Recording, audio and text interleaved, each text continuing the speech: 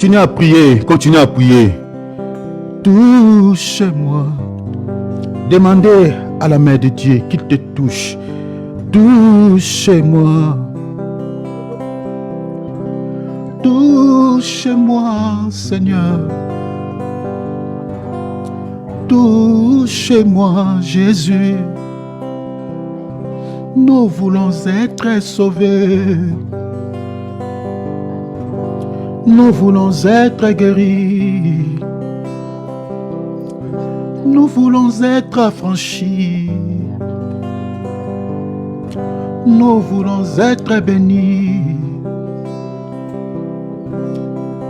La main visible, la main de Dieu qui peut toucher. Alléluia. Sans douleur, qui peut guérir. Sans cicatrice, qui peut toucher. Sans douleur, qui peut guérir. Sans cicatrice, oh, la main visible, la main de Dieu, la main du Père touche nos vies, touche nos santé. La main puissante qui peut toucher sans douleur, qui peut guérir sans cicatrice. Nous voulons être sauvés, Papa. Nous voulons être guéris, Papa. Nous voulons être affranchis. Sauve-nous, Seigneur. Nous voulons être guéris, Papa. La main visible, oh notre Dieu. La main de Dieu qui peut toucher sans douleur, qui peut guérir sans cicatrice. Lo Shatabrado Saka. Grâce est notre Dieu. Grâce est notre Père. Par ta grande miséricorde, visite-nous. Par ta grande compassion, visite-nous, Père. S'il te plaît, s'il te plaît, s'il te plaît, s'il te plaît. Papa, c'est toi qui nous as créés. Nous sommes l'œuvre de tes mains, notre Papa. Oh mon Dieu, regarde-nous, Seigneur, avec un œil compatissant. Ta parole me dit, voici sur qui tu porteras ton regard. Sur celui qui souffre, sur celui qui a l'esprit abattu, sur celui qui craint ton nom. Miséricorde de Jésus. Visite-nous. La main visible, la main de Dieu, la main puissante, la main divine qui peut toucher sans douleur, qui peut guérir sans cicatrice.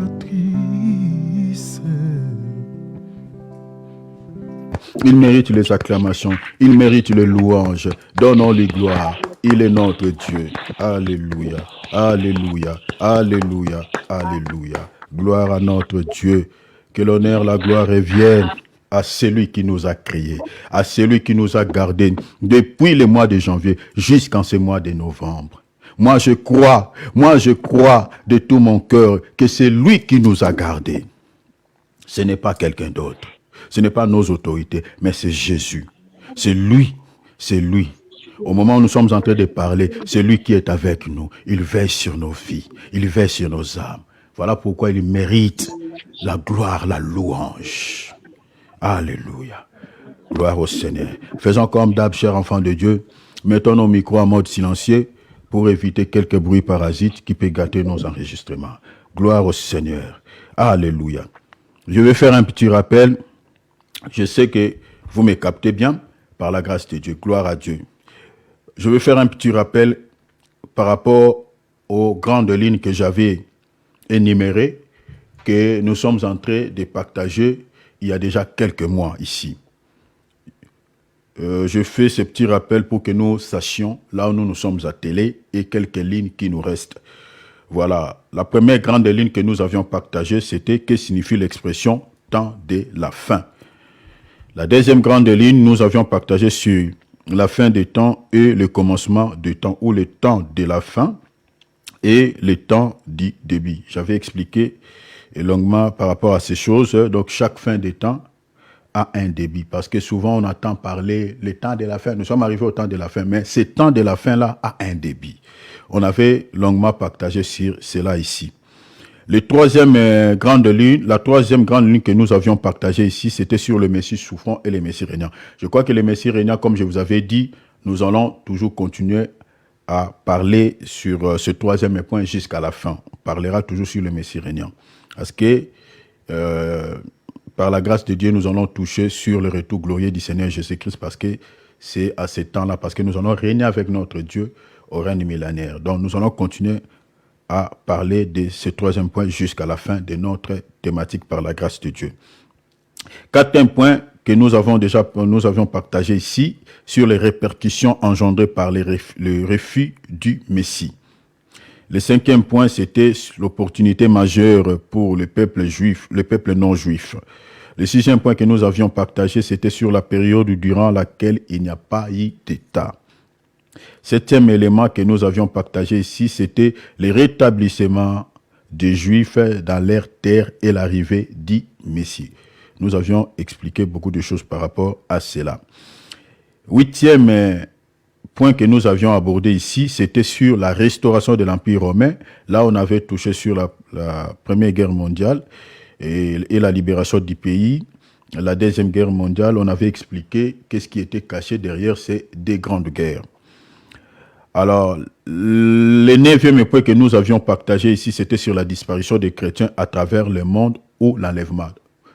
Je dis nous avions partagé parce qu'on a déjà parlé de beaucoup de points par rapport à cette thématique, par rapport à ces grandes lignes. Et nous sommes attelés là.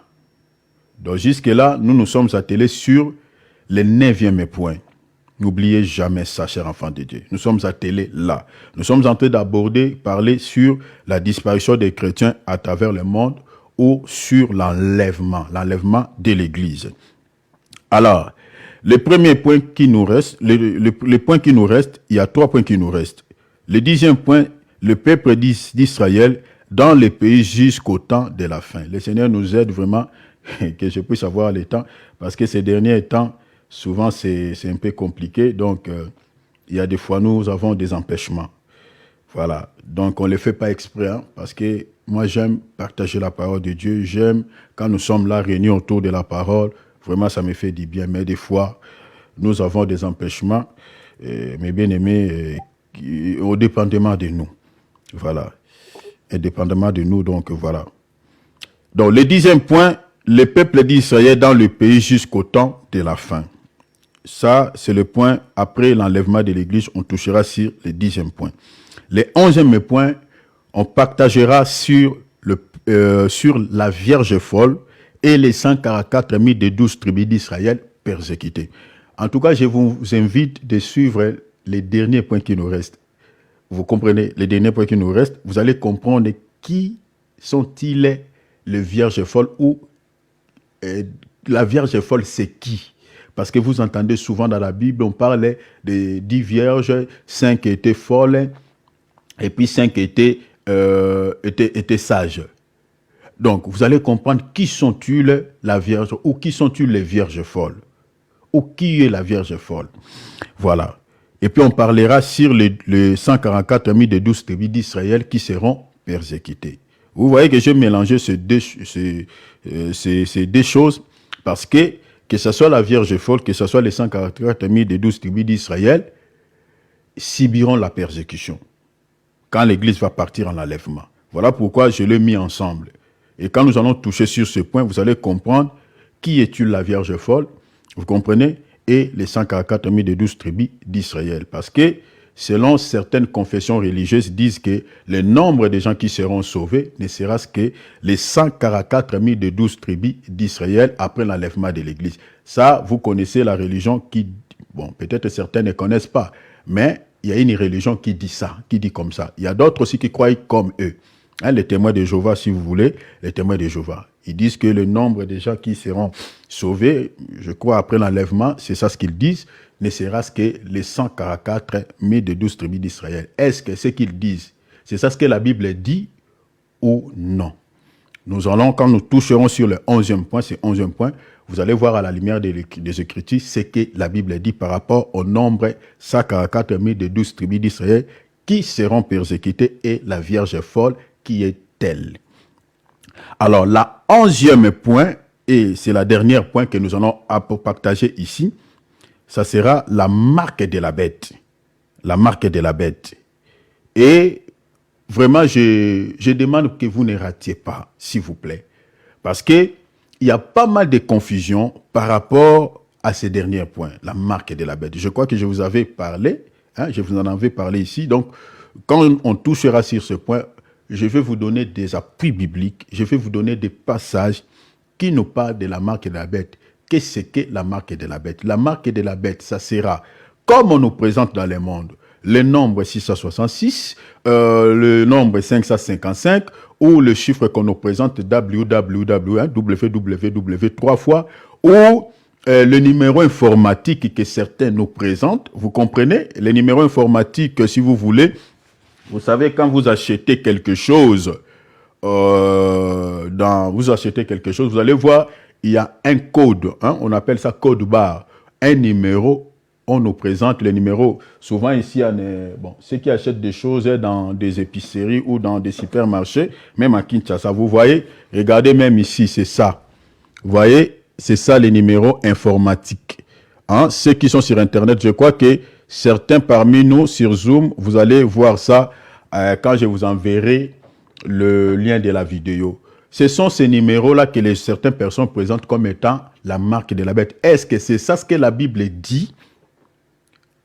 Voilà. Alors, nous allons voir ça à la lumière des Écritures. Quand nous toucherons sur ce point, nous allons vous expliquer ces choses et ce que le monde présente. Même la puce, vous comprenez, la puce que les gens présentent comme étant la marque de la bête. Est-ce que c'est ça réellement la marque de la bête?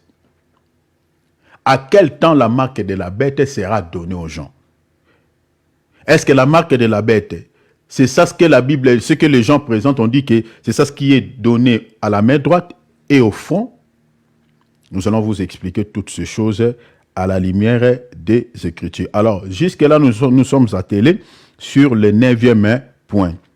La fois passée, on avait partagé sur un point, un sous-point.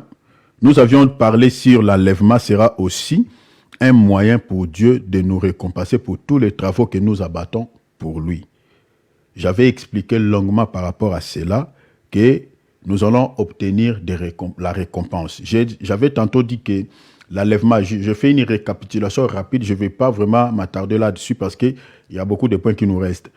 J'avais dit que la vie éternelle est un don gratuit de Dieu selon le livre de Romains chapitre 6 verset 12. La vie éternelle est un don gratuit. Mais l'enlèvement de l'Église n'est pas un don gratuit L'enlèvement de l'Église est une récompense que Dieu donne pas à tout le monde, mais il donne à ceux qui travaillent, à ceux qui combattent. J'avais expliqué longuement par rapport à cela ici. J'avais donné aussi des appuis bibliques. Je répète, je dis que la vie éternelle, c'est les dons gratuits. Vous n'avez pas besoin de travailler, vous n'avez pas besoin de combattre pour pouvoir la posséder. Mais à ce qui concerne l'enlèvement, c'est-à-dire pour que vous soyez enlevé, là vous devez faire un mouvement, vous devez combattre, vous devez travailler. Parce que l'enlèvement de l'Église est une récompense que Dieu donnera aux gens qui ont combattu, aux gens qui ont travaillé. J'avais soutenu cela par rapport à plusieurs passages. Si vous lisez dans la Bible, vous allez voir, la Bible dit dans 1 Timothée chapitre 6, verset 12, la Bible dit, combat, avant, d'abord, j'avais donné une écriture dans Philippiens chapitre 2. Avant cela, j'avais donné Philippiens chapitre 2, verset 12, où la Bible dit, l'apôtre Paul, je répète l'écriture, où il dit, ainsi mes bien-aimés, comme vous avez toujours obéi, travaillez à votre salut avec crainte et tremblement, non seulement comme à ma présence, mais bien plus encore maintenant que je suis absent. Donc vous voyez ici, le salut est lié au travail. Il dit travail, mais nous sommes déjà sauvés, nous avons le salut, mais pourquoi nous devons encore travailler? Vous voyez cela?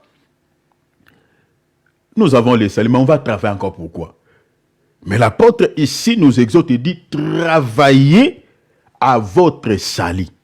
Donc le salut, quand on reçoit le salut, pour pouvoir être enlevé, que le salut que vous avez reçu se manifeste le jour où le Seigneur apparaîtra, il faut un travail à faire là-dessus. Donc vous ne pouvez pas dire, bon, je suis passé par l'eau de baptême, j'ai abandonné le monde, j'ai abandonné nanani nanana, et là, je dois maintenant croiser les bras, je ne vais plus prier, je ne vais rien faire. Non. C'est pour ça que je vous avais donné un exemple, je peux dire un exemple bidon, hein, terre à terre, que c'est comme vous êtes allé dans un magasin, hein, vers un marchand, vous avez, le marchand vous a donné par exemple le câble gratuit. Il dit non, je vous offre ces câbles, hein, prenez ces câbles gratuitement, tu ne payes pas, les câbles du téléphone, mais il ne vous donne pas, ou soit il vous donne les chargeurs, mais il ne vous donne pas les câbles. Donc vous avez déjà les chargeurs qui peuvent charger les téléphones, mais sans câble. Vous comprenez? Donc c'est-à-dire, il vous dit, pour que vous puissiez posséder les câbles, il faut que vous achetez. Vous comprenez? Vous achetez. Donc, vous ne pouvez pas charger votre téléphone malgré qu'on vous a donné les chargeurs si vous n'avez pas les câbles qui peuvent faire passer le courant. Donc c'est-à-dire, vous avez les salis gratuitement qu'on vous a donné par le Seigneur. Mais pour que vous soyez sauvés, vous avez besoin des câbles que j'explique, hein, souffrant un peu avec le langage, que j'explique l'enlèvement. Dans un autre langage, c'est-à-dire l'un ne vend pas sans l'autre. Vous avez les salis, mais vous avez aussi besoin d'être enlevés. Tel que nous sommes là, nous sommes sauvés. Nous avons la vie éternelle. Nous avons les salis du moment où nous avons accepté Jésus-Christ dans nos vies comme Seigneur et Sauveur. Nous avons crié, nous sommes sauvés, nous avons la vie éternelle. Mais nous devons maintenant faire un travail par rapport à ces salis pour que ces jours-là, le Seigneur vienne nous chercher. Vous comprenez? Donc l'apôtre ici dit, travaillez à votre salut. Et même dans Hébreux 6, vous allez voir que le salut est lié toujours au travail. La Bible dit, Hébreux 6, 9, la Bible dit, quoi que nous parlions, ainsi, bien-aimés, nous entendons pour ce qui vous concerne des choses meilleures et favorables au salut. Regardez, au salut, verset 10, il dit, car Dieu n'est pas injuste pour oublier votre travail. Vous voyez, donc partout on parle du salut, on parle aussi du travail. Vous voyez, et Paul nous exhorte dans Timothée 6, il dit, combat les bons combats de la foi. Il parle du combat de la foi. Il dit, saisis la vie éternelle. Donc, c'est-à-dire la vie éternelle est liée au combat, mais les combats là, ce sont les combats de la foi. Vous comprenez? Donc, le mot combat, c'est ça le travail. Parce que même, il y a une expression, même dans le monde, dans les langages du monde, on dit, la vie est un combat. Donc, le combat de la vie, c'est le travail. Donc, si vous ne bougez pas, si vous ne faites pas quelque chose, eh bien, vous n'allez pas vivre. Donc, quand on dit le combat de la foi, ce combat-là n'est rien d'autre que le travail. Donc, vous allez travailler, vous devez travailler à votre salut. Vous comprenez? Donc, nous avons la vie éternelle que le Seigneur nous a donnée par son Fils Jésus-Christ, mais il y a un combat, il y a un travail à faire pour que nous recevions l'enlèvement comme une récompense ce jour-là quand le Seigneur viendra nous chercher. Alors, le combat de la foi, je nous avais expliqué longuement ici. Le combat de la foi, c'est-à-dire quand on parle de la foi, partout où on parle de la foi dans la Bible, chers enfants de Dieu, il y a toujours des soucis, il y a toujours des épreuves, il y a toujours des souffrances. Vous ne lirez aucun passage dans la Bible où on parle de la foi, on ne fait pas mention d'une épreuve ou d'une souffrance ou d'une persécution. Partout où on parle de la foi, c'est-à-dire quand on a la foi elle-même va t'attirer des soucis, va t'attirer des problèmes. Parce que la foi aime être toujours éprouvée.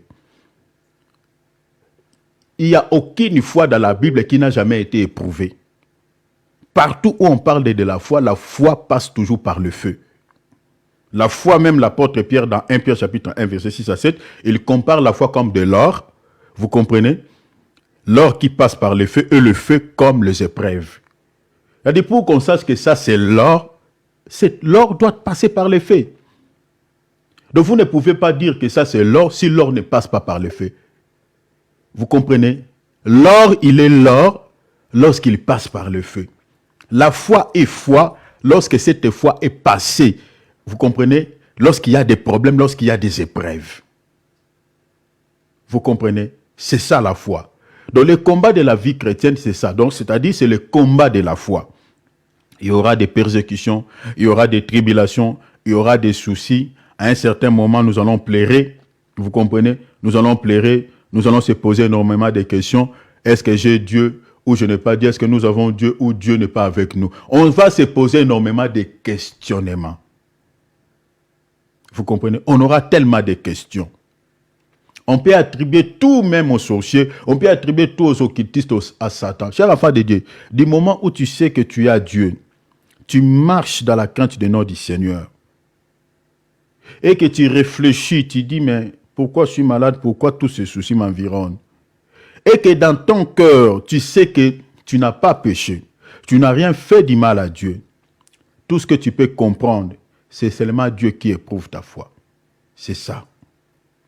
Parce que ce soit les attaques sataniques, hein, c'est-à-dire une personne qui marche dans une vie de saleté, qui ne marche pas dans la crainte du nom du Seigneur, qui est attaquée par Dieu, et une personne qui craint Dieu et qui est éprouvée, ces attaques-là ont même couleur.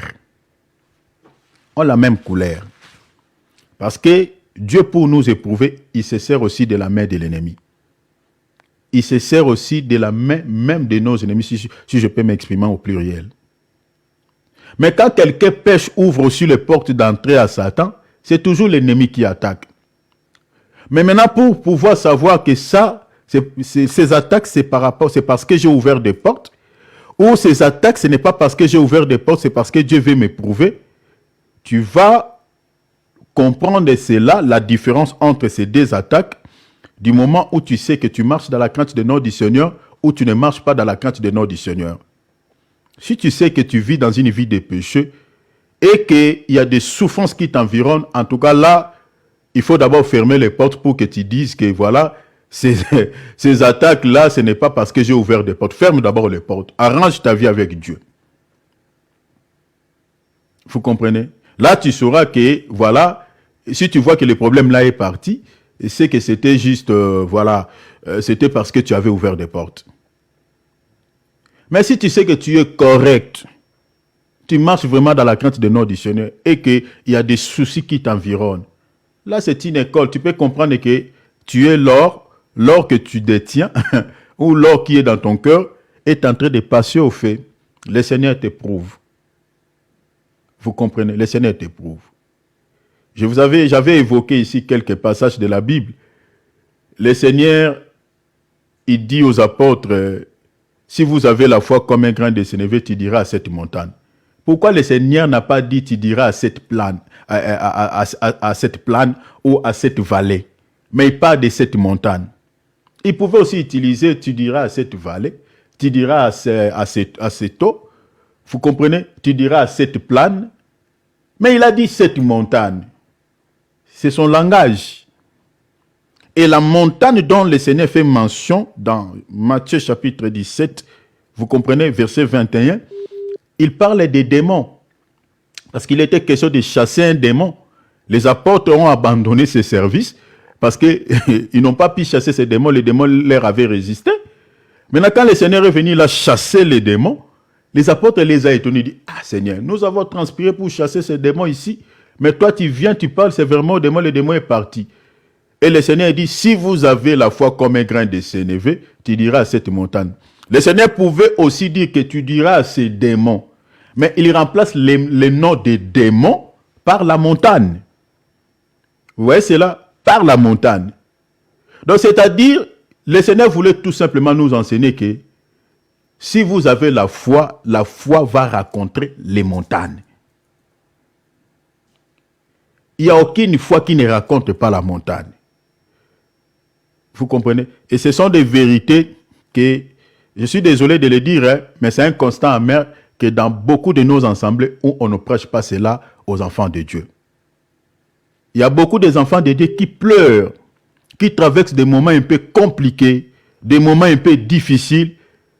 Et devant les faux prophètes, qu'est-ce que les faux prophètes disent? Ah, ce sont des réclamations de votre famille. Ce sont des clients familiaux, ce sont des condamnations. Ah, il y a beaucoup des enfants de Dieu qui sont condamnés. Alors que peut-être ça n'a rien à voir. Cet enfant de Dieu marche dans la crainte du nom du Seigneur. Il a une vie de sainteté. Mais les faux prophètes lui disent parce que cette situation-là continue à persister, parce que cette situation-là n'est pas décantée, ce sont des réclamations de votre famille. Il y a d'autres qui ont fait des jeûnes et des jeûnes. Il y a d'autres qui ont donné même des offrandes d'action de grâce. Dans les églises des faux prophètes, ça fonctionne comme ça. Pour que cette situation soit décantée, il faut donner une enveloppe bien secouée, une offrande d'action de grâce, une offrande de provocation. Parce que là-bas, il y a toutes sortes d'offrandes. Hein. Il faut donner une offrande de provocation. Il faut provoquer Dieu. Surtout les femmes qui ne mettent pas au monde. Il faut donner une offrande de maternité. Il y a des offrandes fabriquées. Mais peut-être que ça n'a rien à voir avec tout ça. C'est juste une école que le Seigneur est en train de faire passer son fils ou sa fille afin de prouver sa foi. C'est juste une montagne que le Seigneur lui-même il a placée devant son fils ou sa fille afin de prouver sa foi. Mais bien aimé, la vie chrétienne c'est une vie de combat. Beaucoup des églises n'en parlent pas ces choses aux enfants de Dieu. Mais laisse-moi nous dire la vérité. La vie chrétienne, ce n'est pas une vie de bon chic, bon genre. Loin de là. Je vous dis au nom de Jésus. Je vous avais donné beaucoup de passages ici. C'est une vie de combat. C'est une vie de combat. Pour être enlevé, cher enfant de Dieu, c'est les passages obligés. Les persécutions, les tribulations, les combats. Passage obligé. Si vous n'êtes pas passé par là, il n'y a pas le ciel. Je vous jure devant le Seigneur, il n'y a pas le ciel. L'enlèvement, c'est une récompense. Nous sommes sauvés gratuitement. Dieu nous a donné le salut. Mais pour être enlevé, il faut, mes bien-aimés, combattre. Il faut combattre. Regardez comment le Seigneur exhorte même l'église de Smyrne. Il dit, tu vas souffrir. Il dit, voici le diable jettera quelques-uns de vous en prison afin que vous soyez éprouvés. C'est le Seigneur qui le dit. Vous soyez éprouvés et vous aurez une tribulation de 10 jours. Mais regardez, le Seigneur dit quoi? Sois fidèle. Pourquoi le Seigneur ne dit pas, non, ne crains pas, je combattrai pour vous. Je combattrai le diable pour vous. Je lui mettrai hors d'état. Le Seigneur n'a pas dit ça. Le Seigneur dit, vous serez éprouvés. Mais qu'est-ce que le Seigneur leur dit? Il dit, sois seulement fidèle. Et il leur dit quoi encore? Il dit, sois fidèle jusqu'à la mort. Donc le Seigneur dit que cette épreuve-là peut vous traîner même à la mort. Qu'est-ce qu'on n'a pas vu dans ce monde? Il y a des chrétiens qui sont persécutés à travers le monde, qui sont même morts, qui sont tués au Corée du Nord. Là-bas, ça ne va pas. Avec ces messieurs-là qui portent des gros pantalons, là, tout ça. Là-bas, ils ne jouent pas. Là-bas, le christianisme, c'est compliqué. Dans des pays islamiques, c'est compliqué. Il y a des chrétiens qui sont bâtabous. Pourtant, en Inde, n'en parlons pas. Regardez seulement, tapez sur Internet, portes ouvertes. Vous allez voir. Vous allez voir plus de 150 pays où les chrétiens sont malmenés, sont maltraités, sont tués. Et qu'est-ce que vous allez dire par rapport à tout ça? Où est parti le Seigneur? Tous les apôtres, excepté peut-être Jean, qui était mort par une mort naturelle, mais les autres étaient tués, étaient persécutés, ils étaient tués. La vie chrétienne, ce n'est pas une vie, cher enfant de Dieu, la vie éternelle, on les reçoit, mais l'enlèvement, c'est une récompense. Il faut combattre. Le Seigneur dit, sois fidèle jusqu'à la mort. Et il dit quoi? Et je te donnerai la couronne de la vie. Vous voyez la récompense? Donc vous ne pouvez obtenir cette récompense si vous n'êtes pas passé par l'épreuve. Vous voyez? Ça, c'est la bouche du Seigneur. Jacques 1,12, il dit la même chose. Heureux l'homme qui supporte patiemment la tentation, car après avoir été éprouvé, vous voyez, il recevra la... Donc, c'est-à-dire, vous ne pouvez recevoir cette récompense si vous n'êtes pas passé par l'épreuve. 2 Timothée 2,5. Un athlète, la Bible a dit, l'athlète n'est pas couronné s'il n'a combattu. Vous voyez? Donc la couronne dont on fait mention, vous ne pouvez pas l'obtenir si vous n'avez pas combattu. L'athlète, c'est toi. Nous sommes des sportifs. Nous sommes en train de combattre. Mais l'objectif, c'est quoi? De recevoir l'enlèvement comme une récompense. Et le combat, c'est le combat de la foi. Je vous avais aussi donné une écriture qui nous montre noir sur blanc que l'enlèvement ou le ciel, c'est une récompense.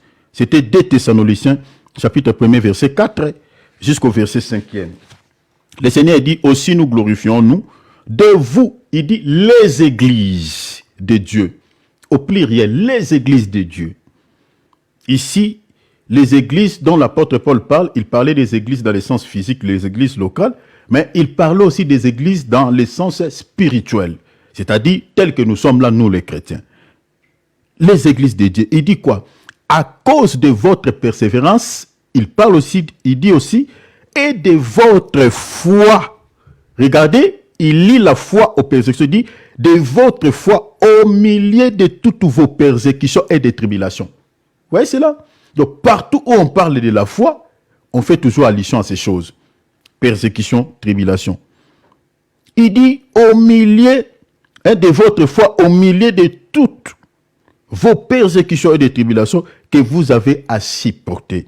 Verset 5, il dit, c'est une épreuve. Regarde maintenant comment il explique pourquoi votre foi devait être, c'est-à-dire vous devez être éprouvé, vous devez combattre, vous serez persécuté, vous aurez des tribulations. Pourquoi il dit ça? Il dit, c'est une épreuve du juste jugement de Dieu. Ah, donc vous savez, quand on passe dans les épreuves, le Seigneur est en train de nous juger.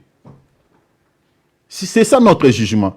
Pourquoi? Regardez, il dit, c'est une épreuve du juste jugement de Dieu pour que vous soyez jugés dignes du royaume de Dieu. Vous voyez cela?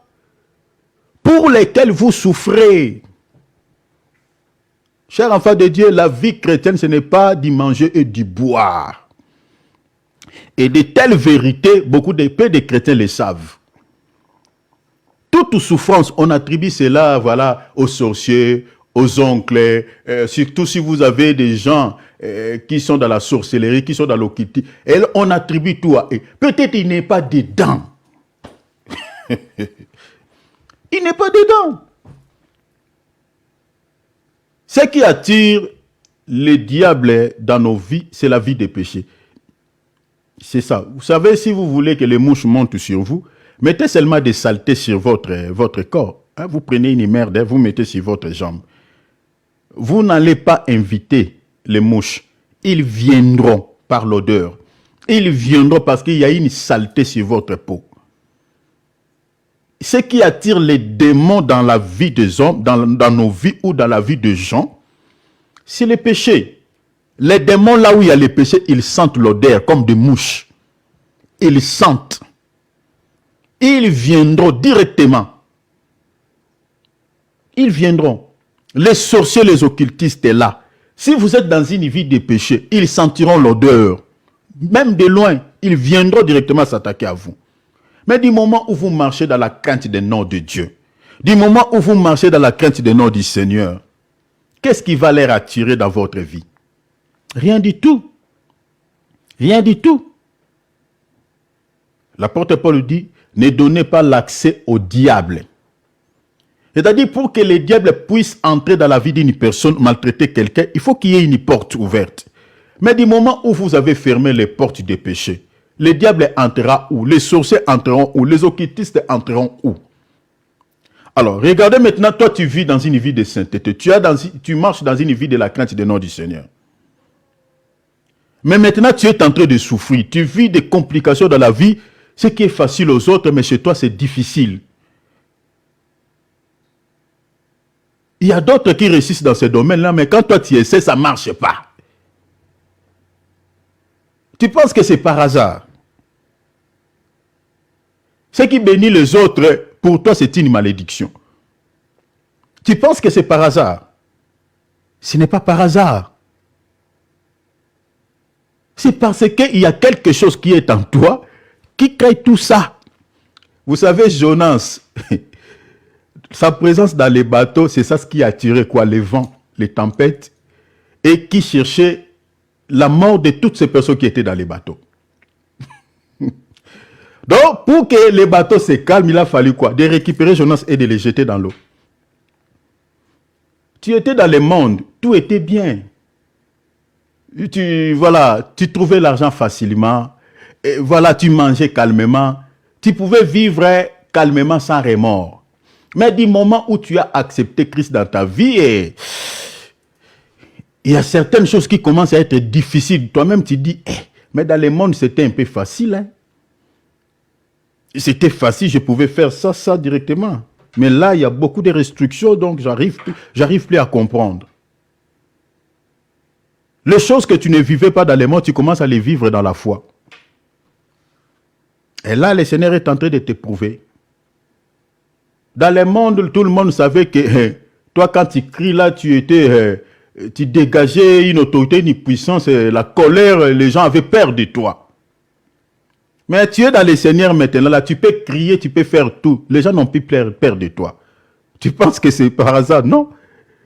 Ce qui est en toi est en train d'attirer toutes ces choses. Maintenant, le Seigneur commence à t'éprouver. Des fois, tu raisonnes, tu dis, ah, moi, quand j'étais... Ah, celui-ci... il y a des gens qui disent comme ça. Ils se rappellent un peu du monde, du passé, de son passé. Il dit, quand j'étais, toi, tu ne pouvais pas ouvrir encore ta bouche là, une fois encore devant moi. Non, nous sommes dans le Seigneur, nous ne pouvons plus penser aux événements passés, penser à notre passé. Il faut les considérer comme de la boue. Comme la Bible dit. Donc, c'est-à-dire, quand on a la foi, cette foi va attirer des montagnes, va attirer les esprits, va attirer des problèmes. Et cette même foi t'accordera aussi la délivrance face aux montagnes. Parce que le Seigneur dit, tu diras à cette montagne, ôte-toi de là. Alors, les montagnes vont se présenter devant nous. Mais la foi que tu as, cette foi te donnera aussi la supériorité sur la montagne. C'est pour cela que vous voyez que dans Zacharie 4, 7, la Bible dit, qui es-tu grande montagne devant Zorobabel? Zorobabel remplace par ton nom. C'est-à-dire, il était un homme en chair et en os comme toi et moi. La Bible dit, qui es-tu grande montagne devant Zorobabel? Tu seras aplani. C'est-à-dire, la montagne se présentera, que j'explique les démons, hein, se présentera, ou les obstacles se présenteront devant toi. Parce que c'est la foi qui va les attirer. Mais cette même foi va aplanir cette montagne. Vous comprenez? Donc c'est pour cela qu'il faut garder la foi, parce qu'il ne faut jamais perdre la foi quand tu es attaqué par les diables, quand tu as des soucis, quand tu as des problèmes. Parce que cette même foi te donnera, au fait, le succès, la réussite, la victoire face à ces choses, à ces problèmes. Vous comprenez? Et pour ça, je suis désolé pour les chrétiens, quand il y a moins de soucis, ils perdent la foi. Mais tu vas vaincre comment? Il y a une montagne qui se présente devant toi. Tu commences à faire des cauchemars. Tu commences à être visité par des démons. La nuit, tu ne dors plus. Et tu commences à avoir peur. Et tu commences à chercher à faire allégeance auprès de l'ennemi. Tu perds la foi, mais tu ne vas pas vaincre. Tu vas perdre ce combat. Tu vas perdre, c'est-à-dire tes ennemis auront le dessus sur toi. Quand on est attaqué par les diables, quand il y a des soucis qui nous environnent, chers enfants de Dieu, il faut toujours garder la foi parce que c'est cette foi-là qui aplanira cette montagne. Ainsi tu passeras. Qui va briser ces obstacles. C'est-à-dire quand il y a des problèmes, mes bien-aimés, ne perds jamais la foi. Continue à faire confiance à Dieu, comme le Seigneur a dit, continue à faire confiance à Dieu. Et si on se tient bon jusqu'au bout, chers enfants de Dieu, regardez, j'aimerais lire une écriture que je n'avais pas lue ces jours-là. Regardez ce que notre bien-aimé Paul dit dans 2 Timothée chapitre 4, versets 7 à 8. Il dit, « J'ai combattu les bons combats. » Vous voyez, même ceux qui nous ont prêché la parole, ils sont passés par là. Et à combien plus forte raison nous? Il dit, « J'ai combattu les bons combats. J'ai achevé la course. » C'est-à-dire, quand on combat, mes bien-aimés, il faut arriver jusqu'au bout, hein. Il ne faut pas s'arrêter en chemin. L'apôtre Paul dit, j'ai achevé la course. Il dit, j'ai gardé la foi. Vous voyez? Donc quand on combat, il faut arriver jusqu'au bout. Il faut garder la foi. Donc pour que tu achèves ta course, pour que tu arrives à la terminus, l'apôtre dit ici, il faut garder la foi. C'est pour cela dans Luc 18, le Seigneur pose la question. Il dit, quand le Fils de l'homme reviendra, c'est-à-dire le jour de son avènement, quand il viendra chercher sa femme, le Seigneur dit, trouvera-t-il la foi sur la terre? La terre dont le Seigneur fait mention, il ne parle pas de la terre que nous piétinons, la terre que nous vivons, il parle de la femme. Il parle des chrétiens parce qu'une terre représente l'épouse. Il parle de moi et toi. Il dit si nous resterons toujours dans la foi, si nous allons toujours garder la foi quand il reviendra. Mais le constat est amer. Au moment où nous sommes dans ce débat, combien de chrétiens qui ont abandonné la foi, qui sont tombés dans l'apostasie, même les serviteurs de Dieu, qui ont quitté le droit chemin, qui ne sont plus sur les doctrines que les apôtres nous ont laissées. Combien? Je vous renvoie souvent sur Internet, regardez seulement les thèmes, et surtout comme nous sommes en train d'aller vers la fin de l'année ici. Regardez les thèmes, hein, pour traverser l'année en bonté. Il y a plusieurs offrandes, il y a plusieurs histoires. Regardez seulement les thèmes. Mais à des moments comme ceci, chers enfants de Dieu, nous ne pouvons plus, mes bien-aimés, distraire les enfants de Dieu avec toutes ces choses. Loin de là. La Bible dit, heureux serviteur qui donne la nourriture au temps convenable. Le temps auquel nous vivons, mes bien-aimés, ce n'est pas le temps de focaliser les regards des enfants de Dieu sur le matu vu, sur les choses de la terre. Non, parce que le Seigneur revient.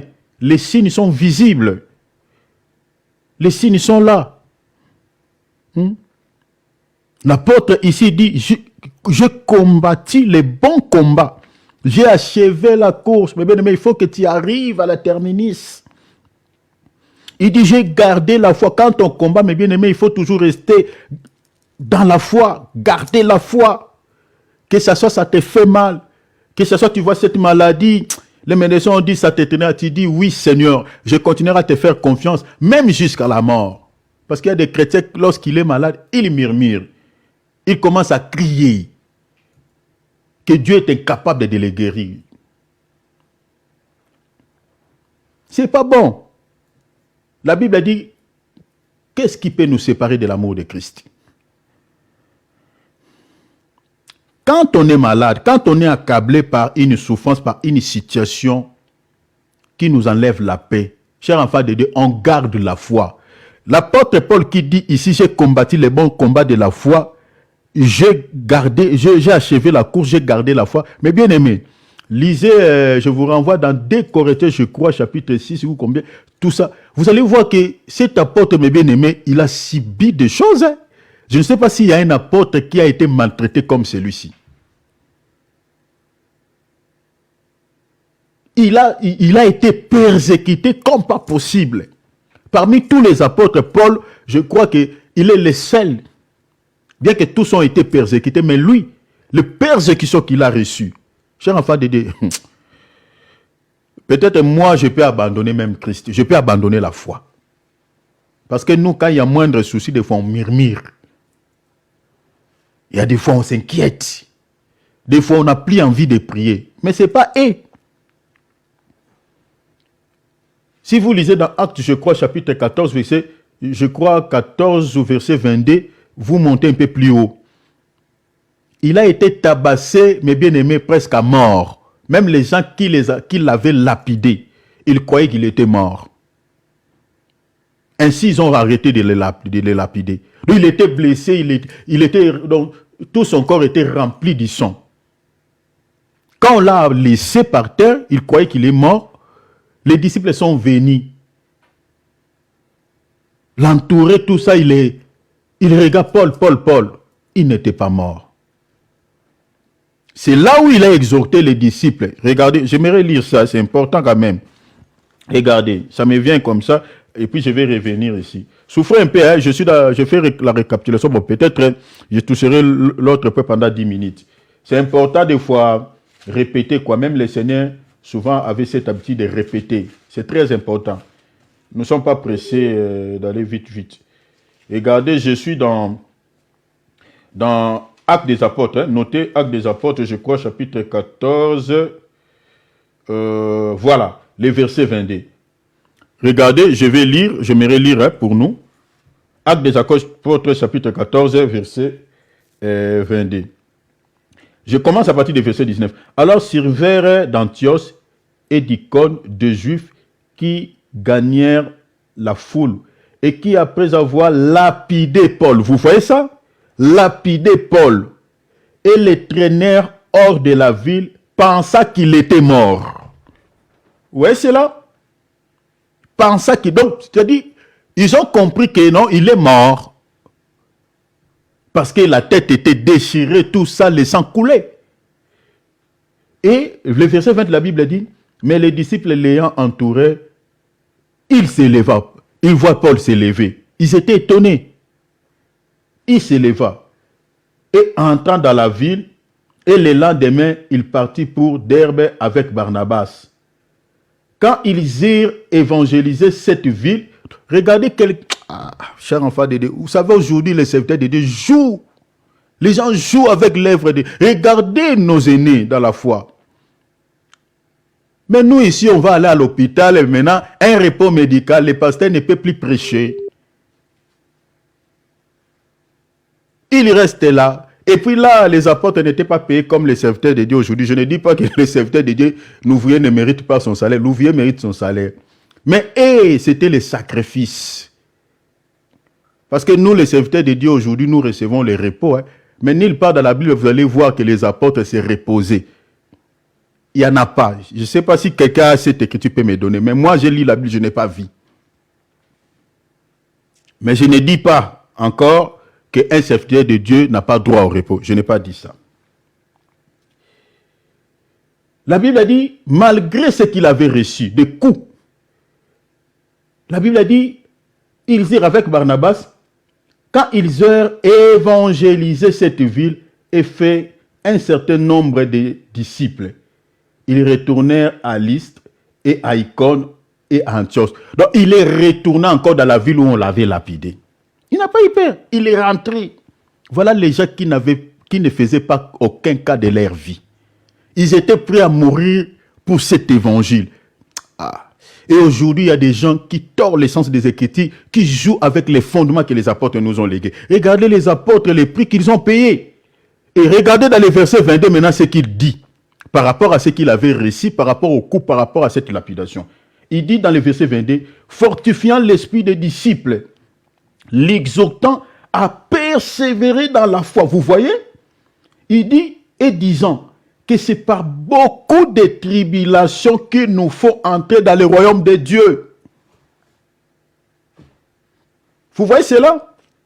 Cher enfant de Dieu, l'enlèvement est une récompense. Le salut est gratuit. Mais entrer dans le royaume de Dieu là, cher enfant de Dieu, la seule voie, c'est les épreuves.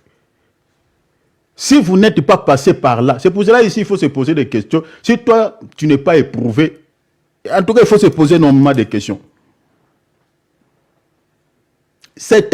L'apôtre l'a dit. C'est par beaucoup de tribulations qu'il nous faut entrer là, ces mouvements-là, c'est sans l'enlèvement. Vous ne serez jamais enlevé pour aller au ciel si vous n'êtes pas passé par là. Et voilà, ici maintenant, dans 2 Timothée 4, 7, 8, toutes ces vérités, on les cache aux enfants de Dieu. On les cache.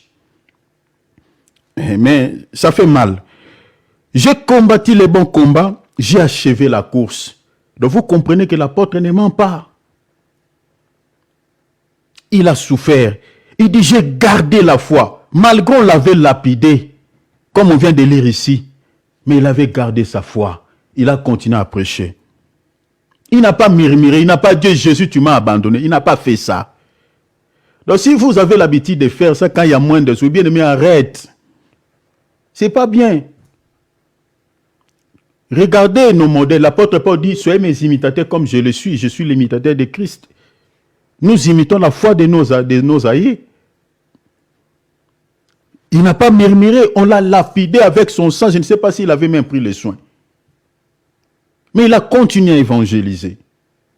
Mais si c'est moi et toi là, oh là là, tout le monde saura. Hein. La Bible a dit, j'ai gardé la foi. Verset 8, il dit, la couronne, vous voyez maintenant, il dit, la couronne de justice m'est réservée. Donc vous ne pouvez obtenir cette récompense si vous n'êtes pas passé au combat. Donc, après avoir combattu, il a gardé la foi. Il dit, la couronne de la justice m'est réservée. Il dit, le Seigneur, le juste juge, me la donnera dans ce jour-là. Vous comprenez? Il dit, non seulement à moi, mais encore à tous ceux qui auront aimé son avènement, tel que moi et toi. Vous comprenez? Donc, notre amour est lié au Seigneur parce que on attend avec un ardent désir ce jour-là.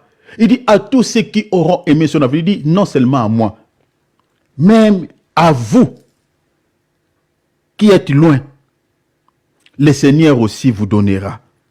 Mais si vous combattez, vous êtes en train de combattre en respectant les règles.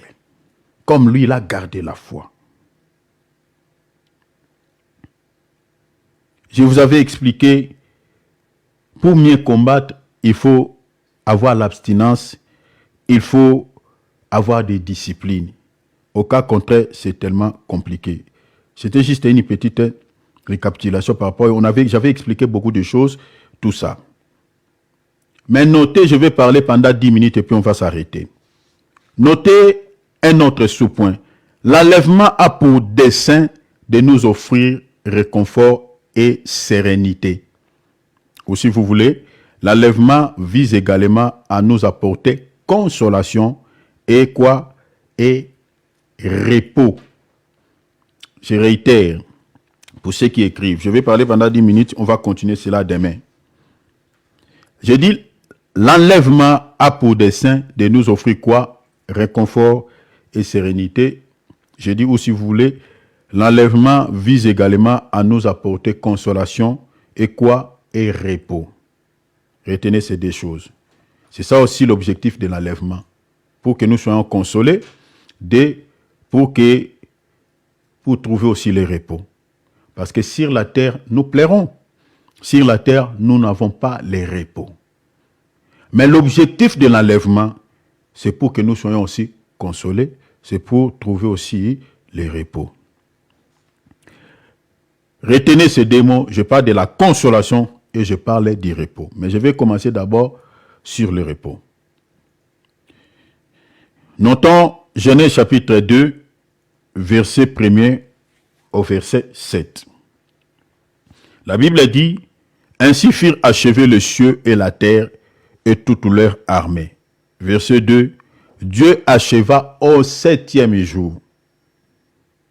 Donc retenez déjà que quand on parle du chiffre 7 dans la Bible, le chiffre 7 parle de l'achèvement.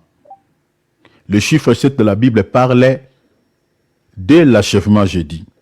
Notez, ainsi Dieu acheva au 7e jour son œuvre.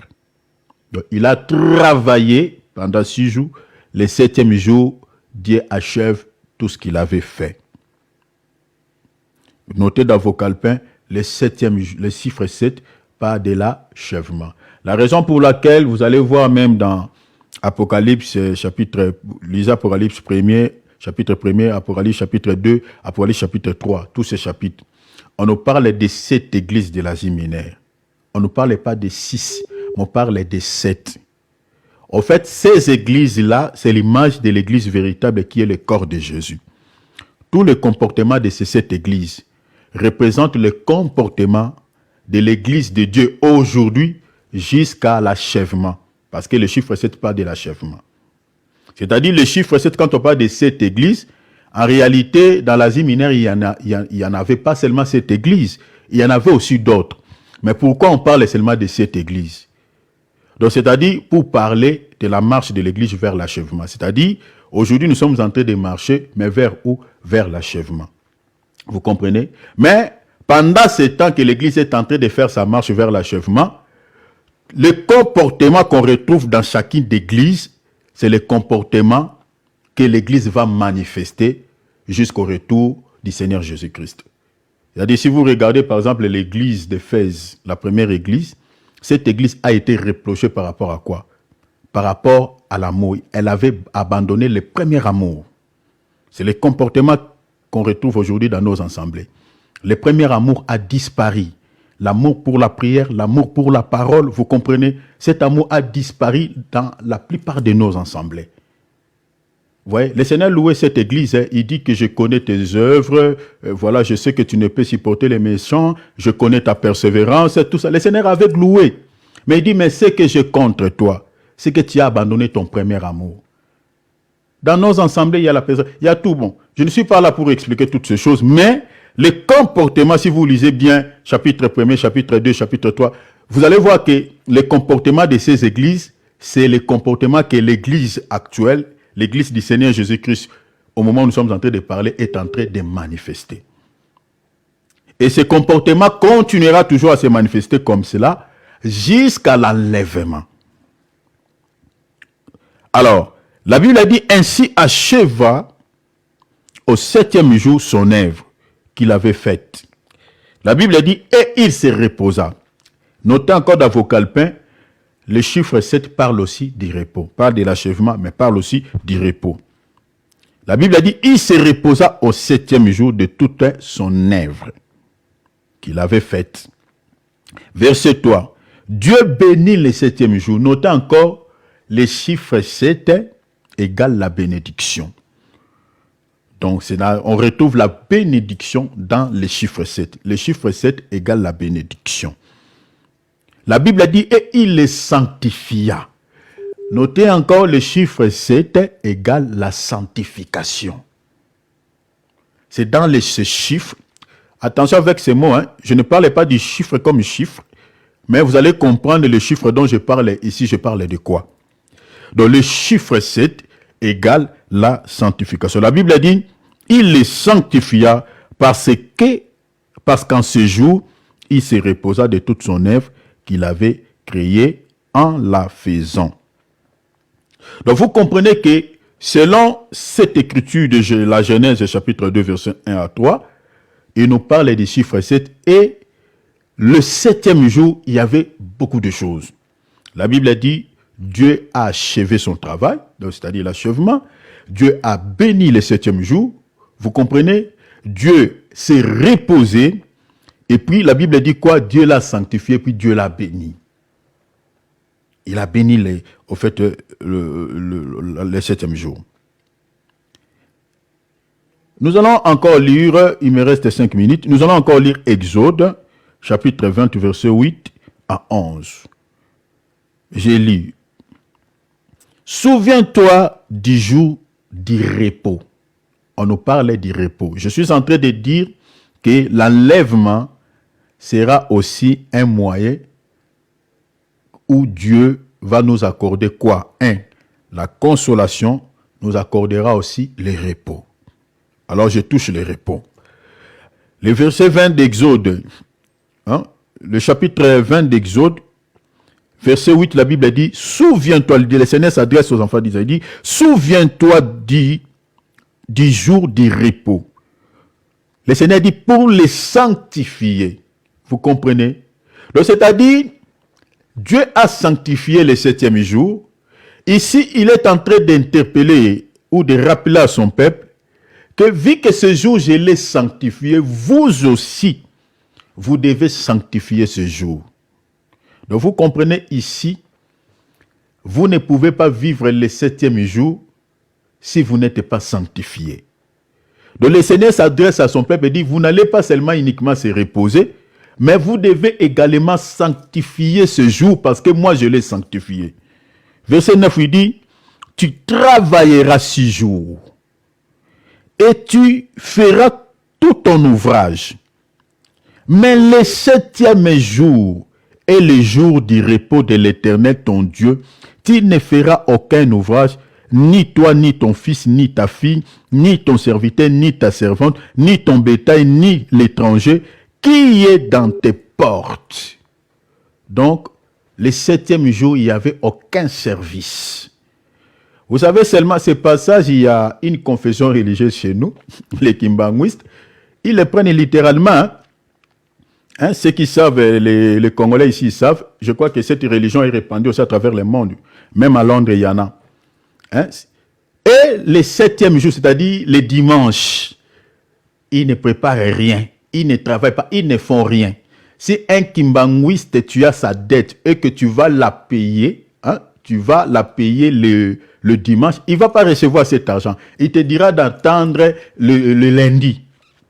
Ils ne font rien, ils ne touchent rien. Ils ne touchent pas l'argent. Ils ne préparent rien. Donc, et ils préparent la cuisine les 6 jours. Les dimanches, en tout cas, ils respectent cette écriture, mais bien aimé, de manière littéraire.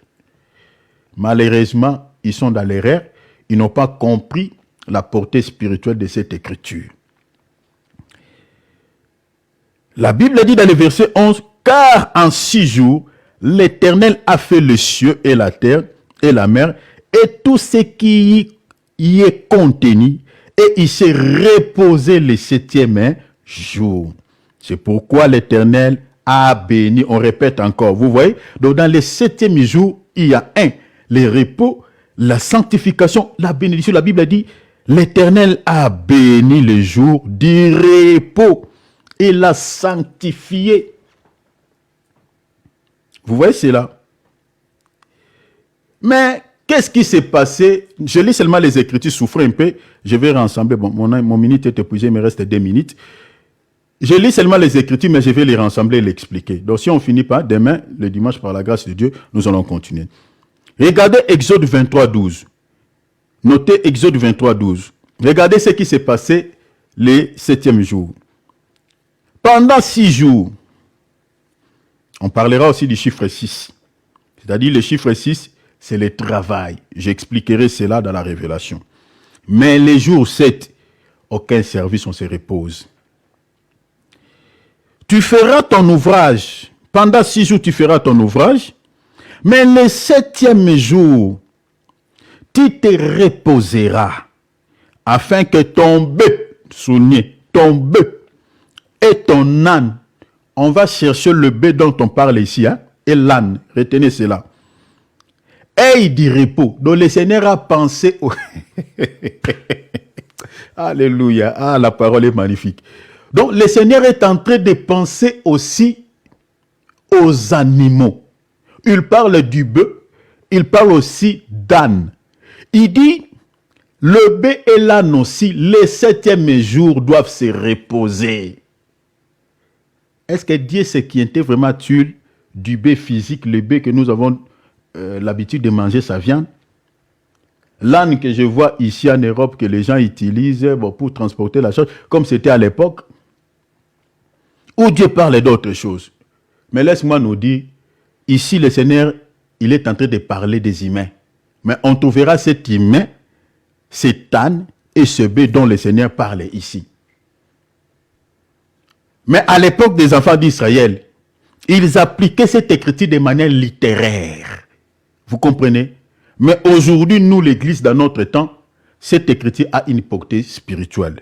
Donc le Seigneur est en train de dire, mais le 7e jour, tu te reposeras. Il dit, afin que tomber et ton âne ait aussi du repos.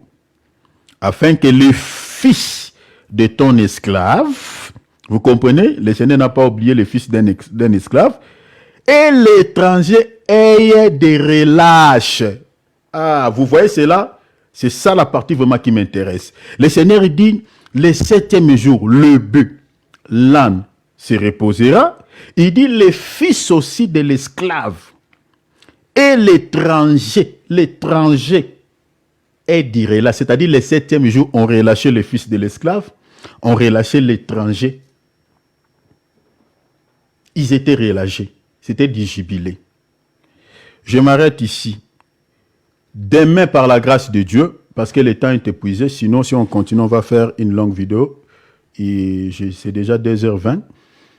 Donc, demain, là où nous sommes à télé, nous allons continuer. Nous sommes en train de parler, si c'est sous-point, nous sommes en train de parler de la consolation. L'enlèvement de l'Église sera aussi une consolation, sera aussi un repos pour tous les enfants de Dieu. Alors, je suis allé là-bas, j'ai lu tous ces passages pour expliquer ces repos dont le Seigneur va nous accorder le jour de l'enlèvement. Alors, retenez tous les passages que nous venons de lire, reméditez encore cela dans la maison. Nous allons expliquer pourquoi Dieu a sanctifié le 7e jour. Nous allons expliquer pourquoi il a béni le 7e jour, pourquoi il a, il a achevé son travail le 7e jour. On parlera aussi du chiffre 6, pourquoi il a travaillé pas 2, 3 jours, 4 jours. Est-ce que Dieu était-il incapable de créer le monde, de créer toutes ces choses pendant un seul jour? Mais pourquoi il a travaillé pendant 6 jours? Qu'est-ce qui est caché dans le chiffre 6? On vous expliquera cela. Et le chiffre 7, on vous expliquera ces choses. Et le repos ici est accordé à l'âne, au bœuf, à l'esclave, et puis à l'étranger, on les relâche le 7e jour. Qui est cet esclave? Qui est ce bœuf? Qui est cet âne? Qui est cet étranger qu'on relâche le 7e jour? On va vous expliquer ces choses à la lumière des Écritures et on va vous expliquer quand est-ce que cet étranger, ces hommes, ces personnes et ces animaux seront relâchés.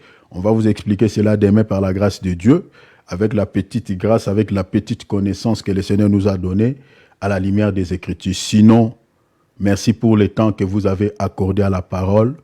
Je sais que ce n'est pas un temps perdu.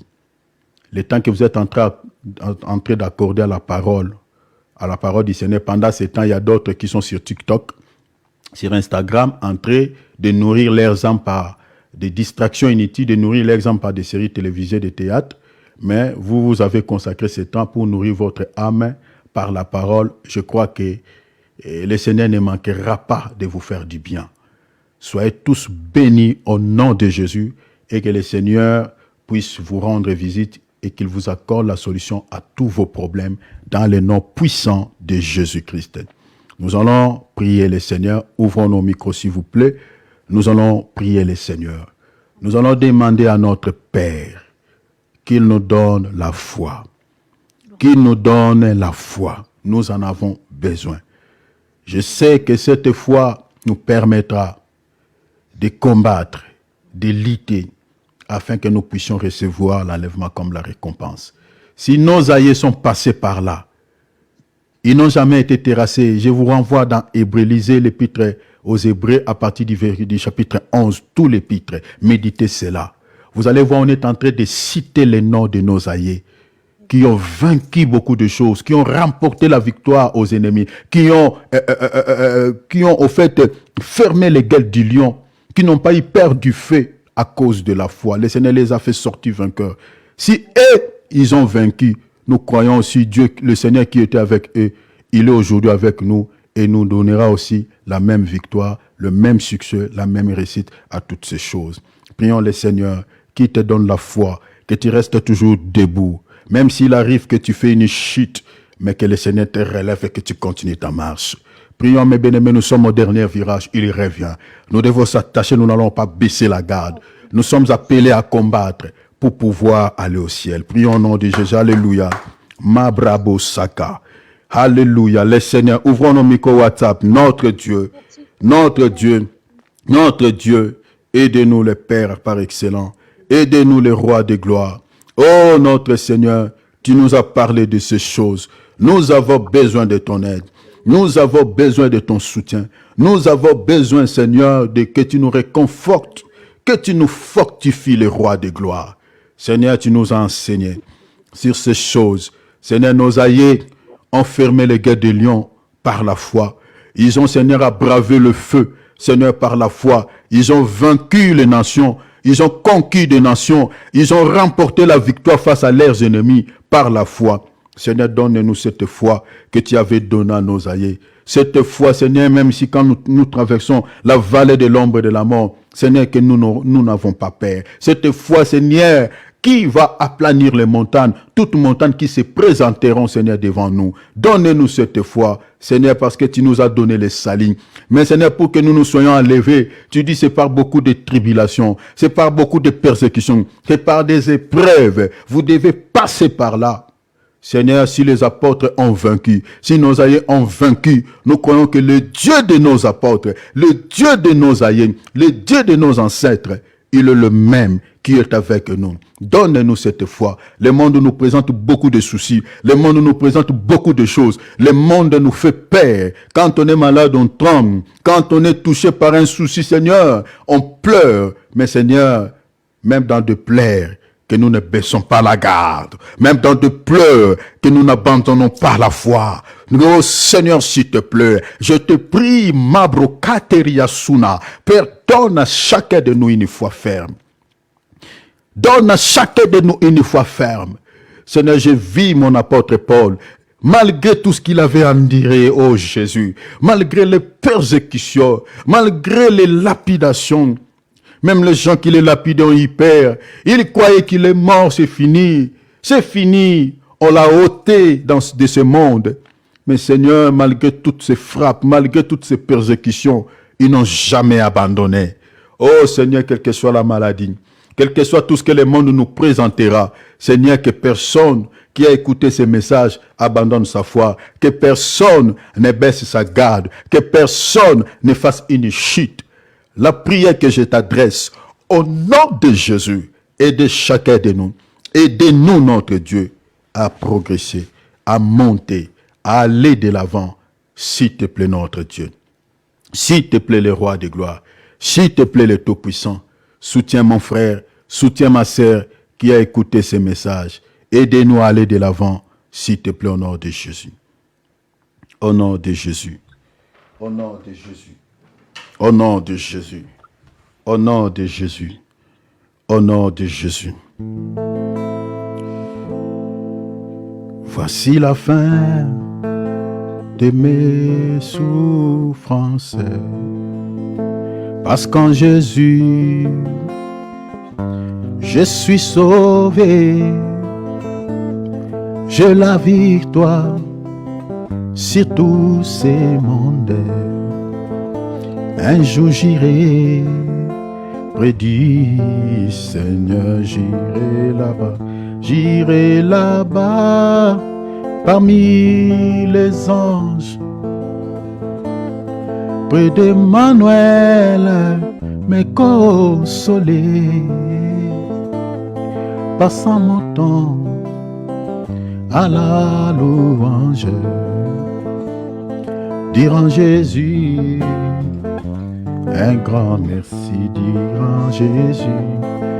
en Jésus, un grand merci. Voici maintenant, je suis devenu citoyen du ciel. J'ai une vie nouvelle en Jésus. Ma vie passée a été cloué. Je ne peux plus y retourner, j'irai là-bas parmi les anges, près de Manuel, me consoler, passant mon temps à la louange, dire en Jésus un grand merci, dire en Jésus un grand merci, dire en Jésus un grand merci.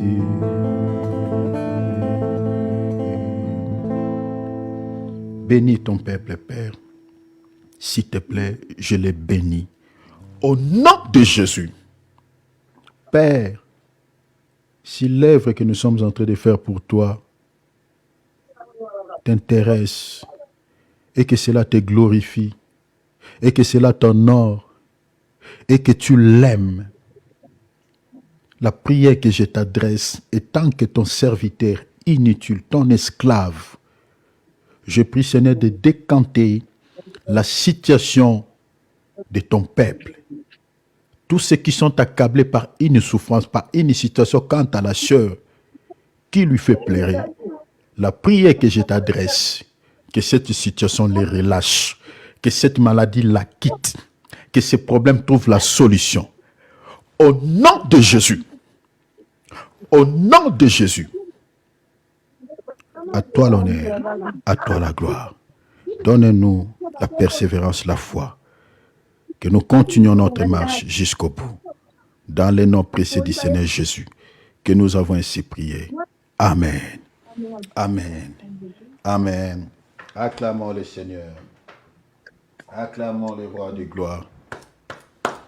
Gloire à Dieu, gloire à Dieu, gloire à Dieu. Voilà, soyez richement bénis, soyez richement bénis.